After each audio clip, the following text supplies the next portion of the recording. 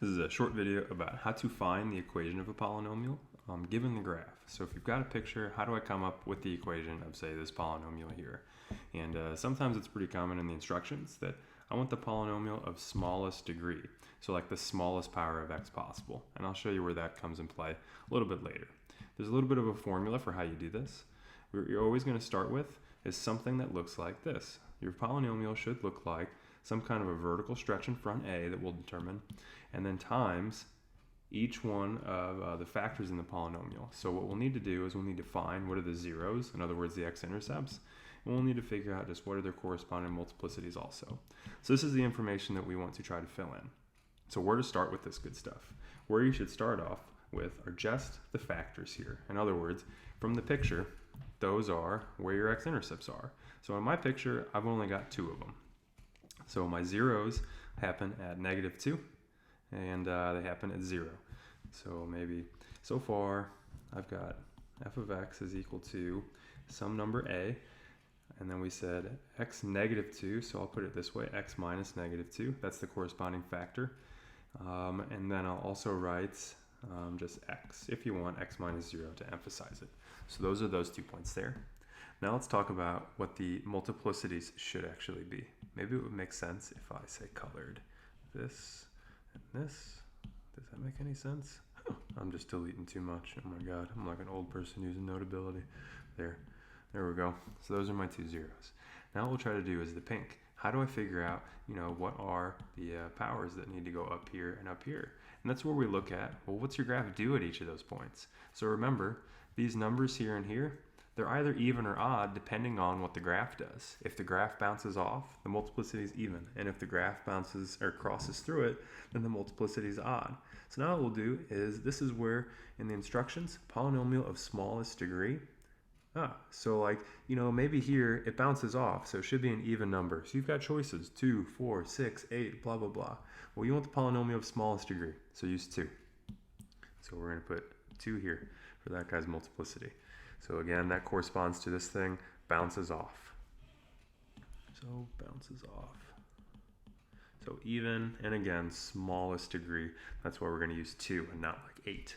Similarly here, at this x-intercept, it crosses through it, and so again, that means that the multiplicity should be odd. So you could use a number 1, 3, 5, 7, and so on, but since you're told you want the smallest degree at the end, you should just use 1. So I'll write 1 there. So far, if I was to simplify this so it doesn't look quite so silly, f of x is equal to a x plus 2 quantity squared times x. Now, the last thing you got to do is just figure out, well, what is this a here? And this is where, maybe I will write it in orange. How do I figure out what a is? And he's supposed to be orange up here too. What am I doing? How do you figure out what a is? You should look at your graph and think about, is there any information you're given that you haven't used yet? Is there any information that you're given you haven't used yet? And so this point right here is pretty clearly labeled, or at least it's supposed to stand out. That's the point -1, comma -1. So maybe I'll label it here. So what are we thinking? Like, what's that mean? Well, x is -1 and y is -1. And so what that tells us is when x is -1, your function should spit out -1 also. So what I could do then is this would be -1 whenever you plug in -1 for all your x's. So just to say this one more way, this says f of -1 equals -1. So maybe to write this one more way, if I was to say f of -1, well, that should be a times -1 plus 2 quantity squared times -1. Now what I'm going to do is I'm going to use this fact. Well, -1 is equal to -1. So you could replace this by -1.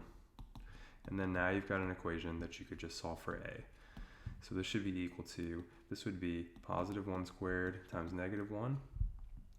You get -1 on this side is equal to this stuff. When you multiply this stuff out, that's -1. So minus a, and thus a is equal to 1. I'll write it on, not that it matters. A is equal to 1. So that's how you'll go about finding that stretch again. You'll think about, is there another point you're given on your graph? You'll do some thinking with function notation and what it means, plug in that x value and you know that that should be what the y value is. And just remember function notation, right? This f of x or f of -1, that is the y value when x is -1. So your final answer would be f of x is equal to just x plus 2 quantity squared times x. So that would be the graph of that yellow polynomial up there.